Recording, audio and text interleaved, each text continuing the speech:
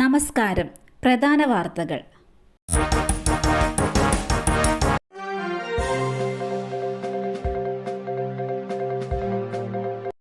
NEET ചോദ്യപേപ്പർ ചോർന്നിട്ടില്ല, വിദ്യാർത്ഥികൾക്ക് നീതി ഉറപ്പാക്കും. വിദ്യാഭ്യാസ മന്ത്രി ധർമ്മേന്ദ്ര പ്രധാൻ. മെഡിക്കൽ പ്രവേശനത്തിനുള്ള നീറ്റ് പരീക്ഷാ പേപ്പർ ചോർന്നിട്ടില്ലെന്ന് കേന്ദ്ര വിദ്യാഭ്യാസ മന്ത്രി ധർമ്മേന്ദ്ര പ്രധാൻ. നീറ്റ് UG പരീക്ഷ എഴുതിയ എല്ലാ വിദ്യാർത്ഥികൾക്കും നീതി ഉറപ്പാക്കാൻ നാഷണൽ ടെസ്റ്റിംഗ് ഏജൻസിയും പ്രതിജ്ഞാബദ്ധമാണെന്നും അദ്ദേഹം പറഞ്ഞു.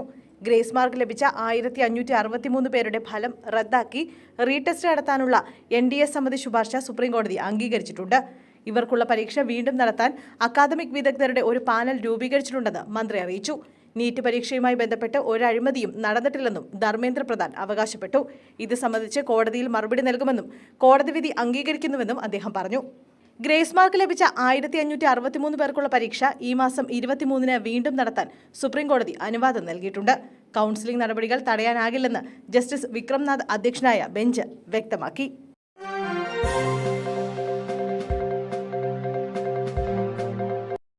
ആത്മാക്കളുമായി ഫോണിൽ സംസാരിക്കുന്നു, യുവതിയെ വെട്ടിക്കൊന്ന് ഭർത്താവ്.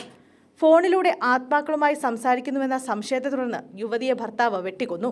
ആത്മാക്കളുമായി യുവതി ബന്ധപ്പെടുന്നതായും അവരുമായി സംസാരിക്കുന്നതായും ഭർത്താവ് സംശയിച്ചതാണ് കൊലപാതകത്തിലേക്ക് നയിച്ചതെന്ന് പോലീസ് പറഞ്ഞു. രാജസ്ഥാനിലെ ബാർമാൻ ജില്ലയിലാണ് സംഭവം. 40-കാരിയായ ജിയോദേവിയാണ് കൊല്ലപ്പെട്ടത്. സംഭവത്തിൽ ഇവരുടെ ഭർത്താവ് ചുന്നിലാൽ അറസ്റ്റിലായി. ബുധനാഴ്ച പുലർച്ചെ ഉറങ്ങിക്കിടക്കുകയായിരുന്ന ജിയോദേവിയെ ഭർത്താവ് മഴുകൊണ്ട് ആക്രമിക്കുകയായിരുന്നു. അമ്മയുടെ നിലവിളി കേട്ട് ഓടിയെത്തിയ 17-കാരിയായ മകൾ തടയാൻ ശ്രമിച്ചെങ്കിലും ചുന്നിലാൽ ആക്രമണം തുടർന്നു. ആക്രമണത്തിൽ മകൾക്കും പരിക്കേറ്റു. ഓടിയെത്തിയ അയൽവാസികളാണ് ഇരുവരെയും ആശുപത്രിയിലെത്തിച്ചത്. ഗുരുതരമായി പരിക്കേറ്റ യുവതി ആശുപത്രിയിലെത്തിയപ്പോഴേക്കും മരിച്ചു. മകളുടെ പരിക്ക് സാരമല്ല.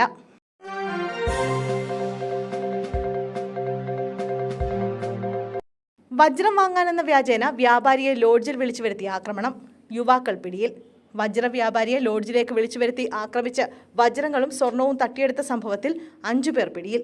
കൊല്ലം പള്ളിത്തോട്ടം HNC കോളനി നിവാസികളായ ഫൈസൽ, നിജാദ്, അഫ്സൽ, സൈദലി, അജിത്ത് എന്നിവരെയാണ് എടപ്പാളിൽ നിന്ന് പിടികൂടിയത്. എടപ്പാൾ പട്ടാമ്പി റോഡിലെ സ്വകാര്യ ലോഡ്ജിൽ നിന്നാണ് പ്രതികളെ പിടികൂടിയത്. ഇവരിൽ നിന്ന് കോടികൾ വിലമതിക്കുന്ന വജ്രക്കല്ലുകളും സ്വർണവും കണ്ടെടുത്തു. സംഘത്തിലെ ബാദുഷ എന്നയാൾ പോലീസിനെ കണ്ടപ്പോൾ ഓടി രക്ഷപ്പെട്ടു. കഴിഞ്ഞ ദിവസം കൊല്ലത്തെ ലോഡ്ജിലായിരുന്നു കേസിന് ആസ്പദമായ സംഭവം നടന്നത്. തൃശൂർ സ്വദേശിയായ വജ്രവ്യാപാരി സുരേഷ് കുമാറിനെ കൊല്ലത്തേക്ക് ഡയമണ്ട് വാങ്ങാനെന്ന വ്യാജേന വിളിച്ചു വരുത്തി ആക്രമിക്കുകയായിരുന്നു. കയ്യിലുണ്ടായിരുന്ന 2 വജ്രങ്ങളും സ്വർണവും പ്രതികൾ തട്ടിയെടുത്ത് കടന്നു കളയുകയായിരുന്നു എന്ന് പോലീസ് പറഞ്ഞു.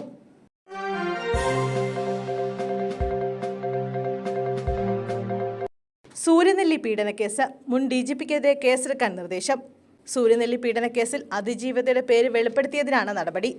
സിബി മാത്യൂസിനെതിരെ കേസെടുക്കാൻ ഹൈക്കോടതി പോലീസിന് നിർദ്ദേശം നൽകി. സിബി മാത്യൂസിന്റെ നിർഭയം എന്ന ആത്മകഥയിലാണ് അതിജീവിതയുടെ പേര് വെളിപ്പെടുത്തിയത്.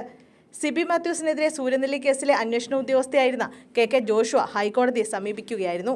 പുസ്തകത്തിലെ വെളിപ്പെടുത്തലിൽ അന്വേഷണം വേണ്ടെന്ന Thiruvananthapuram city police commissioner report കോടതി അസാധുവാക്കി.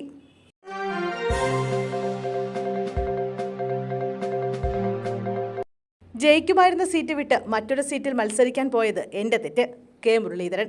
ജയിക്കുമായിരുന്ന സിറ്റിംഗ് സീറ്റ് വിറ്റ് മറ്റൊരു സീറ്റിൽ മത്സരിക്കാൻ പോയത് എന്റെ തെറ്റാണെന്ന് K മുരളീധരൻ. ക്രിസ്ത്യൻ വോട്ടിൽ വിള്ളൽ വീണത് തൃശൂരിൽ മാത്രമാണ്. കഴിഞ്ഞ 5 വർഷം സുരേഷ് ഗോപി തൃശൂരിൽ നടത്തിയ ഇടപെടൽ മനസ്സിലാക്കാൻ പറ്റിയില്ല. സംഘടനയ്ക്കും വ്യക്തികൾക്കും അതിന് സാധിച്ചില്ല. അടുത്ത 1 വർഷത്തേക്ക് പ്രവർത്തനത്തിൽ സജീവമായി ഉണ്ടാകില്ല. പ്രവർത്തന കേന്ദ്രം ഇനി കേരളമാണ്. കേരളം കേന്ദ്രീകരിച്ച് തന്നെയാണ് പ്രവർത്തിക്കുന്നത്. MP അല്ലാത്തതിനാൽ ഇനി ഡൽഹിക്ക് വരണ്ടല്ലോ എന്നും അദ്ദേഹം പറഞ്ഞു.